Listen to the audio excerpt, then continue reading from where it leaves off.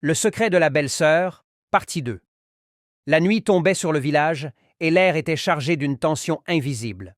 Après la découverte du pendentif dans les affaires de Nafi, Sokna n'avait plus aucun doute. Sa belle-sœur cachait quelque chose. Mais quoi? Cette nuit-là, Sokna décida de veiller. Elle observait discrètement la case où dormait Nafi. Au cœur de la nuit, une ombre se glissa hors de la case. Nafi marchait lentement vers la forêt, son regard vide, comme envoûté. Sokna, pieds nus, la suivit en silence. La forêt était dense et seuls les ululements des hiboux brisaient le silence oppressant. Après plusieurs minutes de marche, Nafi s'arrêta devant un grand baobab. Là, elle s'agenouilla et murmura des paroles incompréhensibles. Soudain, un vent glacial s'éleva et les branches du baobab semblèrent d'un frémir comme si elles répondaient à un appel ancien.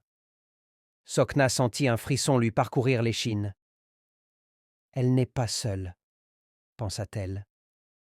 Un éclat de lumière apparut brièvement. Dans la pénombre, Sokna distingua la silhouette d'un vieil homme au dos voûté, portant un manteau de plumes. Son visage était dissimulé sous un masque de bois sculpté. « Tu es revenu, Nafi. Mais pourquoi l'as-tu amené ?» dit-il d'une voix grave. Nafi sursauta et se retourna. Ses yeux s'écarquillèrent en voyant Sokna. « Ce n'est pas ce que tu crois, » balbutia-t-elle. Mais il était trop tard.